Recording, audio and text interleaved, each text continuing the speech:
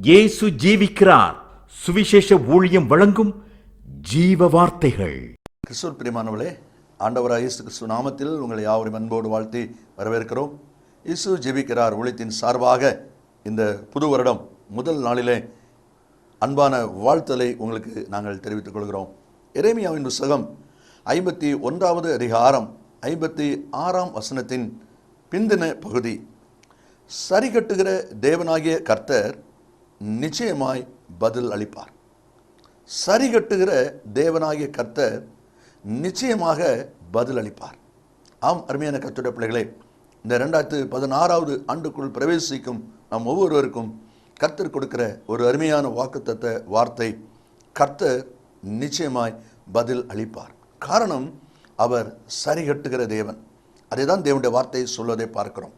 ஒருவேளை 2015 இந்த காரியம் நடக்கவில்லையே, இந்த காரியம் நிறைவேறவில்லையே, இந்த காரியத்திற்கு தேவை இருக்கிறதே, இதை எப்படி நிறைவேற்றுவது, இதை எப்படி முடிப்பது என்று தெரியாமல் திகைத்து கொண்டிருக்கிறேன் என்று சொல்லி 2015 என்னென்ன காரியங்களிலெல்லாம் நிறைவேற்ற முடியாதபடி இருந்தீர்களோ, செய்ய முடியாதபடி இருந்தீர்களோ, நீங்கள் எதிர்பார்த்த நன்மை கிடைக்கவில்லையோ, அவை எல்லாவற்றிலும் கர்த்தர் இந்த ஆண்டிலே நிச்சயமாய் பதிலளிக்கப் போகிறார்.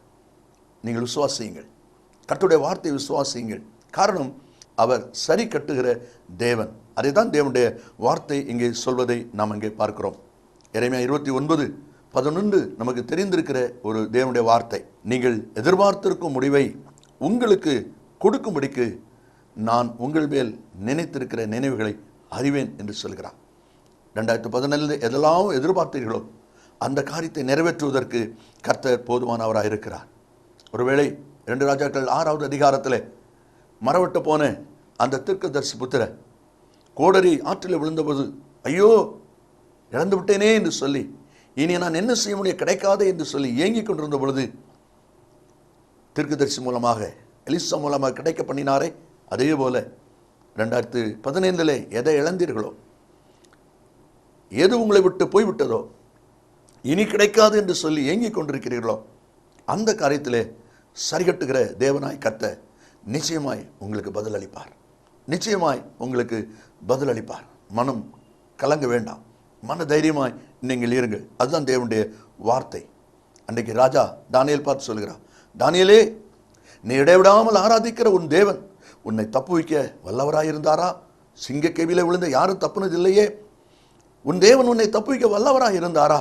ஆம் ராஜாவே என்று சொல்லி சிங்கக்கேவியிலிருந்து அந்த ராஜாவின் சத்தத்துக்கு எதிர்குரல் கொடுத்தானே தானியேல். அதே போல தப்புவிக்க முடியாதபடிக்கு சிக்கல்களிலே, பிரச்சனைகளிலே மாட்டிக்கொண்டிருக்கிற ஒரு நிலை 2015 உங்களுக்கு இருந்திருக்குமானால், இந்த 2016 சரிகட்டுகிற தேவனாகிய கர்த்தர் உங்கள் காரியத்திற்கு நிச்சயமாய் பதில் அளிப்பார்.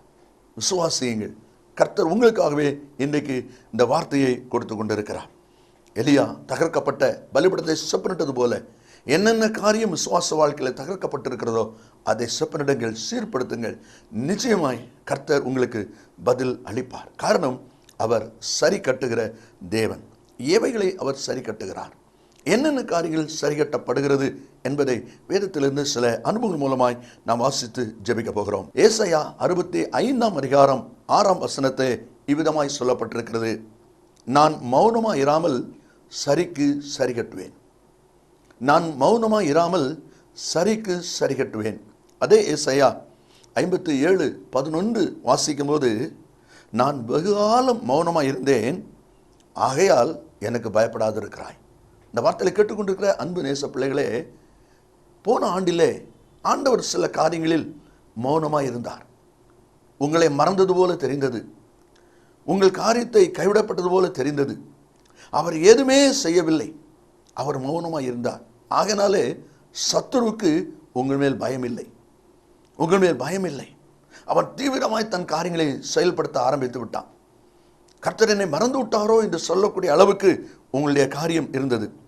ஆனால் சங்கீத புஸ்தகத்திலே நாம் வாசிக்கும் போது 50வது அதிகாரத்திலே 20-21 வசனத்தை நீங்கள் பார்ப்பிலானால், சத்துருவே, நீ உட்கார்ந்து உன் சகோதரனுக்கு விரோதமாய் பேசி உன் தாயின் மகனுக்கு அவதூறு உண்டாக்குகிறாய். இவைகளை நீ செய்யும்போது நான் மௌனமாயிருந்தேன். உன்னை போல் நானும் இருப்பேன் என்று நீ நினைவு கொண்டாய். ஆனாலும் நான் உன்னை கடிந்து கொண்டு அவைகளை உன் கண் முன்பாக ஒவ்வொன்றாக நிறுத்துவேன். இந்த வார்த்தையில் கேட்டுக்கொண்டிருக்கிற அன்பு நேச பிள்ளைகளை, உங்களுக்கு விரோதமாய் சத்துரு, பொல்லாங்கன், பொறாமைக்காரன் அவன் எழும்பி நின்ற அந்த நாட்களிலே ஆண்டவர் மௌனமாக இருந்தார் அல்லவா? ஆண்டவர் அமைதியாக இருந்தார் அல்லவா? ஆகையினாலே சத்துரு கொக்கரித்து நிற்கிறான், பயங்கரமாக எழும்பி நிற்கிறான். இனி ஒன்று செய்ய முடியாது. ஆனால் கர்த்தர் சொல்லுகிறார், நானும் உன்னை போல மௌனமாக இருப்பேன் என்று சொல்லி நீ நினைக்காதே. நீ என்னென்ன காரியங்கள் செய்தாயோ அதை ஒவ்வொன்றாய் நிறுத்துவேன், உன்னை நான் கடிந்து கொண்டு செயல்படுத்துவேன் என்று சொல்லி ஆண்டுடைய வார்த்தை அங்கே சொல்வதை நாம் அங்கே பார்க்கிறோம். இந்த வார்த்தையை கேட்டுக்கொண்டிருக்கிற அன்பு நேச பிள்ளைகளை, சரிகட்டுகிற தேவனாகிய கர்த்தர் இந்த 2016 ஆண்டிலே அவர் உங்கள் காரியத்தில் இனி மௌனமாக இருக்க மாட்டார். இனி மௌனமாக இருக்க மாட்டார். நான் மௌனமாக இராதபடி சரிக்கு சரி கட்டுவேன் என்று சொல்லியிருக்கிறார். நாகும் 1:15 வாசிக்கிறோம், துஷ்டன் இனி உன் வழியாய் கடந்து வருவது இல்லை, அவன் முற்றிலும் சங்கரிக்கப்பட்டான். இனி துஷ்டன் உன் வழியாய் கடந்து வருவது இல்லை என்று சொல்லி ஆண்டுடைய வார்த்தை தெளிவாய் அங்கே சொல்லப்படுகிறதை நாம் அங்கே பார்க்கிறோம். இப்பொழுதே கர்த்தர் உங்களுக்கு ஆயுத்தம் பண்ண புறப்பட்டு விட்டார். கர்த்தர் நிச்சயமாய் நீதியை, நியாயமான காரியத்தை உங்களுக்காக சரி கட்டும்படி, உங்களுக்கு பதில் செய்யும்படி அவர் புறப்பட்டு விட்டார் என்பதை நீங்கள் மறந்து போக வேண்டாம். இரண்டாவதாக 2 சாமுவேல் 16:12 வாசிக்கிறோம், கர்த்தர் என் சிறுமையை பார்த்து இந்நாளில் அவன் நிந்தித்த நிந்தனைக்கு பதிலாக எனக்கு நன்மை செய்வார். நிந்தித்த நிந்தனைக்கு பதிலாக எனக்கு நன்மை செய்வார். ஆம் அருமையான கர்த்தருடைய பிள்ளைகளே, தாவீது ராஜா மகனுக்கு பயந்து ஒளிந்து கொண்டிருக்க அந்த நாளிலே சீமேயிங்கிற ஒரு மனிதன் அற்பமாய் பேசுகிறான், அவதூறாய் பேசுகிறான்.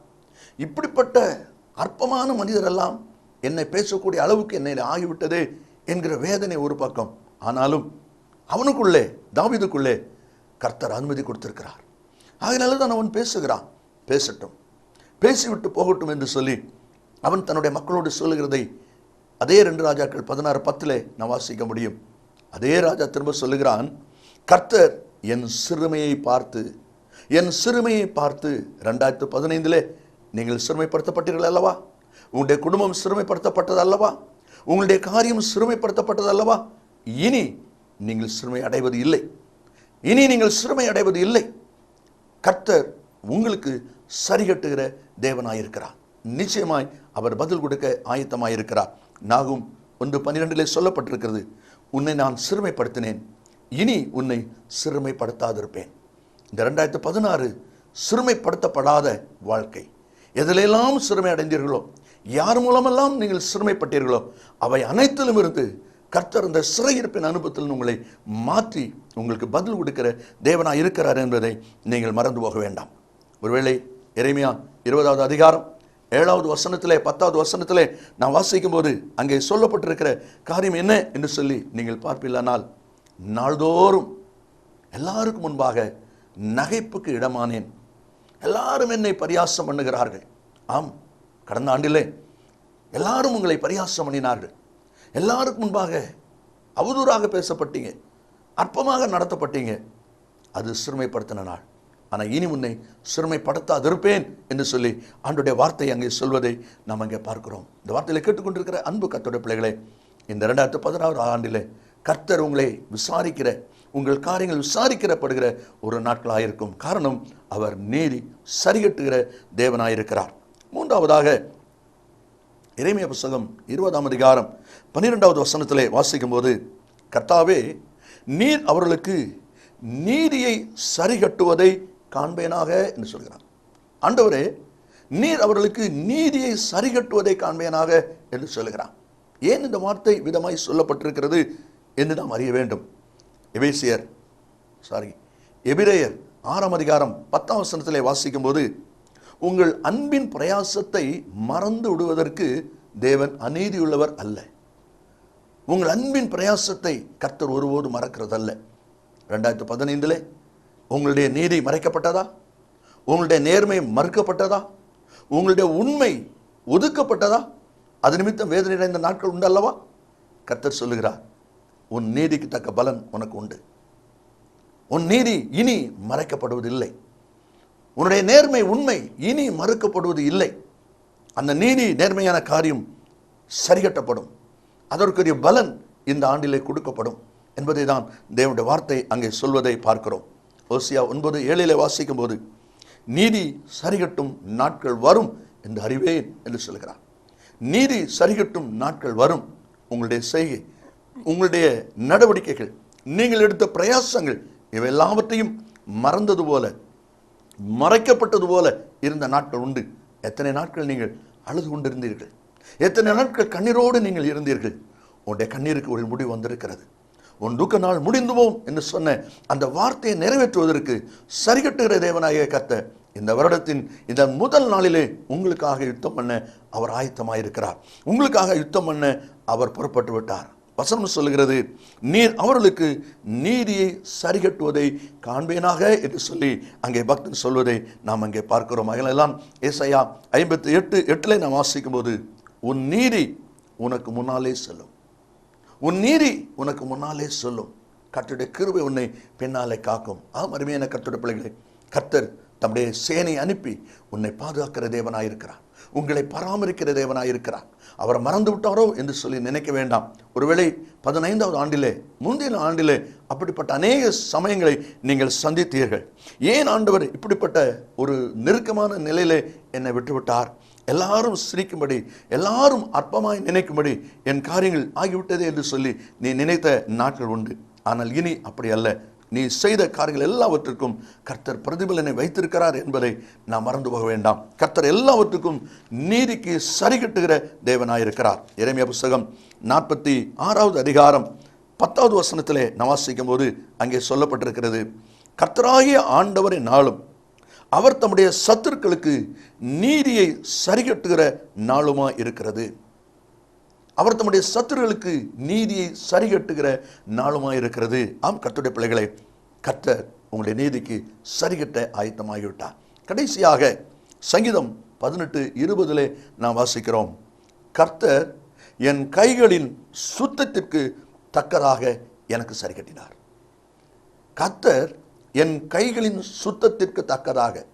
நான் இவ்வளவு உண்மையாய் உழைத்தும் எனக்கு பலன் இல்லையே, நான் இத்தனை உண்மையாக இருந்து எனக்கு என்ன பிரயோஜனம்? ஏமாற்றுகிறவன் வளருகிறான், கள்ளத்தனம் பண்ணுகிறவன் வளருகிறான், பயங்கரமான காரியங்களை செய்கிறவன் எல்லாரும் பெருகுகிறான். ஆனால் உண்மை உண்மை என்று சொல்லி, நேர்மை நேர்மை என்று சொல்லி நான் இவ்வளவாய் ஒடுக்கப்படுகிறேனே என்று அங்கலாய்த்த உங்கள் அங்கலாய்ப்பை கர்த்தர் கேட்டுக்கொண்டிருக்கிறார். கர்த்தர் கேட்டுக்கொண்டிருக்கிறார். ஆம் அருமையான கர்த்தருடைய பிள்ளைகளை, தேவனுடைய வார்த்தை சொல்கிறது, கைகளின் சுத்தத்துக்கு தக்கதாக எனக்கு சரிகட்டினார். உங்களுடைய உண்மை இனி உறங்குவதில்லை, உங்களுடைய நேர்மை வெளிப்படும் நாள் வந்துவிட்டது. அதைதான் தேவனுடைய வார்த்தை சொல்வதை நாம் அங்கே பார்க்கிறோம்.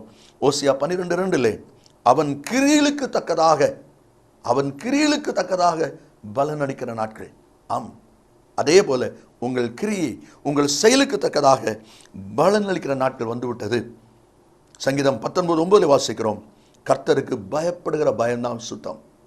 கர்த்தருக்கு பயப்படுகிற பயம்தான் சுத்தம்.